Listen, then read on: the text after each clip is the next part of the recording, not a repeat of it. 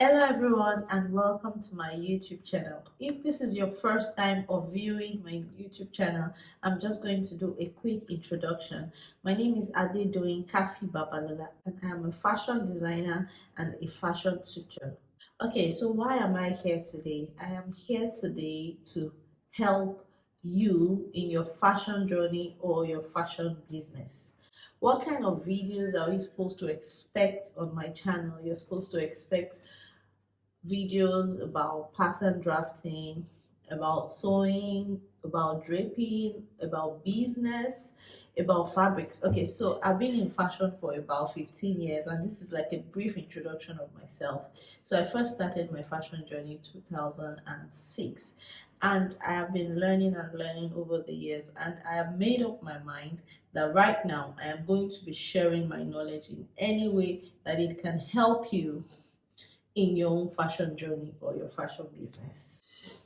Okay, so today we're going to be talking about cutting in fashion designing. Before you can get an outfit made, there are two major steps that you need to go through. Now, there are other steps like buying the fabric, like sketching, like illustration, like market survey, like fabric, like photo shoots. There's so many other steps. So before any garment can be produced, there are two major processes that need to go through. It's the cutting and the sewing of this fabric into a finished garment. So today we're going to be talking about types of cutting. Types of cutting. In my journey, I see that there are two major types of cutting internationally or globally, which are the flat pattern cutting and the draping. However, if you are in Nigeria, you will know that there's a third one that is called freehand cutting. So today I'm going to be talking about these three types of cutting, and then we can look at the pros and the cons of which one. And then you can ask me the question that I know that is bugging your mind, like, Kathy, which one do you do, right? So these are the things we're going to be doing in this video. We're going to be talking about in this video today. So I don't want to miss anything, so I'm just going to read out for you. Flat pattern drafting is when you create a prototype of your body on a flat paper. So that's flat pattern drafting. So you have to draft it. For this to happen, you will need a few things. You need a flat surface, that's like a table. You need pattern paper. Of course, you need rulers, you need measuring tape, you need pencil, you need paper, scissors, and all, and a lot more. That's flat pattern drafting. So you need to stay some on a flat surface and draft your pattern. I'm going to try and insert a video by the corner. Now that's all about flat pattern drafting. You do it on the paper, on a flat surface, and it's just basically trying to get my prototype out, and it's called pattern. At the end of the day, when you're done, it's called pattern, right? So this is a pattern that was created from a flat pattern cutting method. Now the next one, however, is draping. Draping, on the other hand, is when you use a 3D body form, so something that already looks like me, to create your patterns, and afterwards you transfer it or you translate it into paper for further use or storage. So basically, I'm going to create my pattern on a mannequin, on a body form, which can also be called a tailor's bust. So don't worry, at the end of this video, I'm going to tell you which one I prefer or what the pros and the cons of each one is. So draping on the stand is the second globally recognized or known way of cutting. For draping on the stand to happen, you would need a few things. The first thing you need is a professional pinnable mannequin. Professional pinnable mannequin. Why did I say professional? Because you can get a pinnable mannequin that is not very professional. Chances are that the measurements might not be right, the proportions might not be right, and it will give you a lot of headache when you're trying to adapt and all. You're also going to be needing like a draper's tape. You're also going to be needing calico, That's the fabric we use, either calico or muslin. So instead of using paper, pattern paper, you're going to be using fabric on your stand with your draping tape. And then one of the most important things, you're going to be needing pins. I prefer long, really long pins that have pearl ends. The last but not the least, if you're Nigerian, you know what I'm talking about, is the freehand kind of cutting. This is commonly practiced in Nigeria. This is when you place your fabric on the cotton surface and you cut directly on your fabric. So you didn't create a pattern, you didn't use a mannequin, you just get your fabric straight and then you place it and you chop and you cut directly on the fabric. Okay, it's a quick way to sewing but quite limited when it comes to achieving intricate and complex designs. All you need for this is a flat surface area where you can cut. You need your fabric, you need your chalk, you need a measuring tape, and of course you need your brain to calculate, right? So these are the three types of cutting. Now let's go to the pros and the cons of each one, and I'm going to try and explain it as objectively speaking as possible. So I know how to do the three, or I use the three. So let's start with freehand. Con, it can do very limited styles. It's very great when you're doing loose and semi-fitted stuff. It can work, but then it can do very limited styles. If badly done, fitting problems usually occur. Then it can't do creative and complex sewing. So just something like what I said before. Then the last one here, which I think makes it okay, it's not the last one. It can't be documented. It can't be referred back to, and it cannot be reused. So this is very important. This is one of the advantages of or disadvantages of freehand. Now this is a flat pattern and I can come back to it any day, anytime, and I can reuse it if I'm sewing the same thing or if I'm making something for someone that has like almost the same size. No, but for the freehand, you cannot reuse because you cut it on the fabric and you already sewn the fabric. So if you're making the same thing for another customer or for the same customer, you have to go through the process again. Now let's say for instance that you notice you're doing a toy or something and then you notice a problem on the dress. You can't go back to your pattern to correct it. So you cannot go back to refer to it, you cannot reuse it, and that in the long run makes it more time consuming. Then the last part of the cons is that you always have to use your brain every single time, because of course you can't refer to the last pattern. You don't have like the block or the pattern from the last time, so you have to continually use your brain and cut bust area, waist area, like that. Now let's go to the pros of freehand.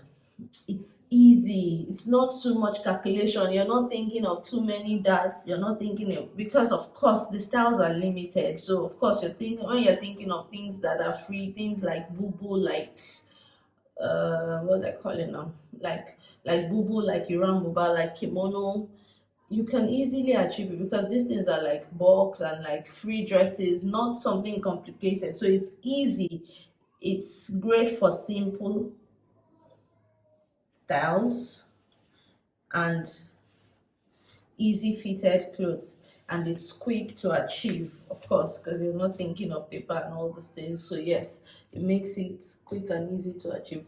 However, in conclusion, I'll say that it's really good if you're doing free, easy to wear, if you're also doing things with stretchy fabric, everything falls in place. The fabric stretches to your feet and everything, so you're not thinking so much about the dart or the way it forms or the way the elasticity of the fabric makes everything fall in place. So the next that I am going to is the pattern drafting.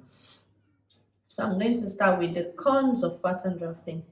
It can be difficult when you are just starting out, when you're just starting pattern drafting. I get people telling me that, Coffee, this is just too much. I just want to learn how to sew. This is just really complicated. But yeah, that's the thing. Once you just start, it's just like when you're starting to read ABC or 1, 2, 3. It is complicated, but once you go on, you get used to it. So the next thing is it has more processes. Of course, it has processes because you have to draft the pattern, you have to maybe check the measurements, and also it takes a longer time. It can be time consuming, which is the next point. Yeah. Okay, so those are the cons I could get out of pattern drafting, to be honest with you.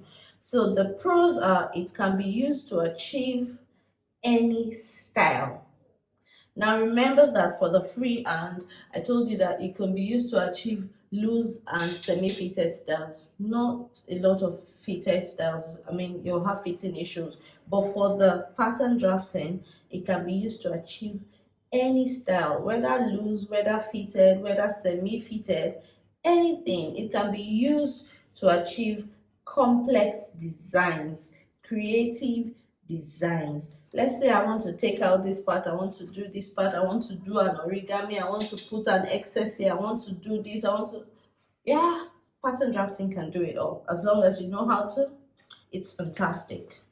It can be reused as many times as possible. I gave this illustration in one of my videos. So let's say I have a customer A and there's another person that, okay, so let's say that I have a customer, I am fashion designer A, and then there's another person, fashion designer B, and the customer comes to me with a style and goes to the other person with exactly the same style. In the first time that we're doing it, because I am drafting pattern and all, it can take a longer time because I need to draft the pattern first, whereas the other person just places the fabric and uses it, so it looks like she has fashion designer B was faster, right? So let's say the person comes back a second time, or someone that is similar to the person comes back a second time, maybe with a similar style, not even the same, but similar style. Now I already have a pattern that's the same measurement that I can easily tweak and achieve my process, right? But she has to start all over again and create and cut the pattern and all, but I have a ready-made pattern that I can quickly use, right? Let's say someone else comes again. So you see, I'm not doing the thinking every time because I've done the thinking one and I have it documented, right? I have it documented. So if I'm going to do a corset for you, I just need to come here to the cup. Let's say our measurements are almost the same thing, and I'm just going to do it. I'm just going to tweak here and there, whereas she has to start all over again. You got my point. Yeah. So it can be reusable as many times as possible. It saves time in the long run. Yeah. When done rightly, it's always accurate. That's the part that I love so much. Okay, if you're in Nigeria, you see that they'll say, "Oh, this tailor or this person didn't get it right this time," or the first time I went, it was nice. When it comes to pattern drafting, it is always accurate as long as it's done rightly. That means you took the right measurements and the pattern is right. It's done rightly. It is always accurate. It always is accurate. It gives you the required results. Yeah. It can be referred back to, okay, I already explained that, where you can always go back to reuse and reuse and reuse, and then you can also always go back to tweak something and say, oh no, this shouldn't have been here, or no, we're not using the shoulder that right now, we're using an armhole that, whatever it is, it can be referred back to. Now let's go to draping. Draping. So the first con of draping is that professional mannequins are pricey. Yes, they are expensive. Professional mannequins are not cheap, and you need that to be able to start your draping. So that's the first con. It can be time consuming to translate your pattern into paper. So the process is So the process is you drape it on a mannequin, on a 3D pinnable mannequin, and then when you get the patterns out, you now transfer it into paper so that you can store it and use it again. So that process, that's instead of doing just flat pattern drafting, you drape first and then you come and do the transferring of the pattern before you now use it. So it can be long. You might need to understand grading. You might need to understand a bit of grading to be able to use it very, very well. What is grading? Grading is when you move from size 8 to size 10 to size 12. So let's say, for instance, my mannequin is size 12 and I am size 14. So I need to increase it. So you might need to understand grading, or the other option is to buy all the sizes of mannequin. But still, you need to be able to manipulate and adapt these measurements into your customer's measurements. So you need to be able to take the body form's measurement and adapt it to the customer's measurement, right? So this is a good place to chip in that I have a draping class and I teach you all of those things. So let's talk about the pros. I like to talk about the pros. It's very fast. It's very fast. Yeah. Boom, boom, boom. I finished draping. A style that if I was doing this on the pattern, on a flat pattern, I will be okay. We take the dart out now. We now first of all create the block. I'll now open it up because it's asymmetric. I'll now do this. I'll now do that. I'll now eliminate the excess on the contouring. I'll now, it is fast. It's very, very fast. It's easy to achieve. It's easy to achieve creative designs. It's very, very easy because all you need to do is look at the design or sketch a design and replicate it on the mannequin. Of course, it can create complex and creative designs in minutes. So it's still the fact that it's fast, it's creative, and another pro is that it thinks for you. There are times that you don't even know what you're draping. You just go on the mannequin to do like this, and before you know it, you've achieved something nice. It helps you to eliminate all your dart and fitting problems. Now, this is one reason I like draping. When you're draping on the stand, you don't have to be thinking of that and that. It's not that is not there, but because you're working on a 3D form that already looks like you, it helps you automatically eliminate your dots. You understand? So you do less calculation compared to pattern drafting. You do less calculation in your brain and you still get the same results, right? So I hope that I've been able to do justice to this topic. In conclusion, Kathy, which one of these cutting methods do you use? So I'll tell you guys, I use the three. It depends on what I am sewing or what I intend to achieve or how much time I have got.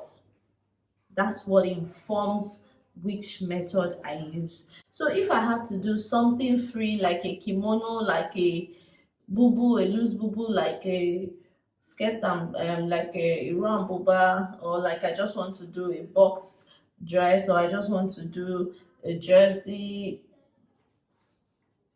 very much I'll go straight to freehand and I'm gonna be fine. You know, I'm gonna be fine. And the more you do flat pattern, the more you can relate your freehand into it, or you can implement your freehand, or the more you do pattern, the more you can bring your pattern into freehand, right? Okay, so number two, if I am doing designs like, let's say for instance, you want me to do a corset like this for you, I won't bother. Don't just bother. Just go straight to flat pattern drafting. Now I can use draping to achieve this as well. It also makes it quick and fast. But then I'll have to be grading it into size, or checking this or checking that, checking length, checking this, So yeah, I would rather just use the flat pattern drafting because I know that it will give me the accurate and the right result. It's going to give me the best fit that I need because I would have done it very well, checked all my measurements and all. So yes, if I'm doing fitted stuff, complex intricate designs, if I'm doing all of those kind of things, I will use flat pattern drafting, right? So if I am doing things that are creative and complex and I don't want to go through the motions of flat pattern drafting, I'm just gonna go to draping straight up. Okay, so if I want to get new designs, I want to create something that is maybe complex and is creative, or I'm trying to get out a pattern and I don't want to just stress myself and all, I'm just going to use draping. And maybe I'm forming a new design for my ready to wear collection. I can just go on and use draping, and with draping I can see what it looks like immediately. So yeah, those are times that I get to use draping. And of course, when I'm doing like high-end couture stuff, I also use draping to achieve some things that would have been a lot of work doing with flat pattern drafting. Let's say for instance, slash and spread. Let's say I'm draping for fullness. It's faster with draping, but for flat pattern drafting I have to create the pattern and then slash and spread, and the drift. So I use the three depending on what I have to do. But I use flat pattern drafting the most, but I also use draping and freehand depending on how much time and what I want to achieve. Yeah. So if you enjoyed this video, please subscribe to my channel and hit the notification bell so that you'll be the first to know whenever I have a new video up, which is going to be like back to back, a lot. And if you found this video helpful or interesting in any way, please hit the like button. Thank you guys, and I'll see you in the next one. I remain Adedoyin Kafi Babalola.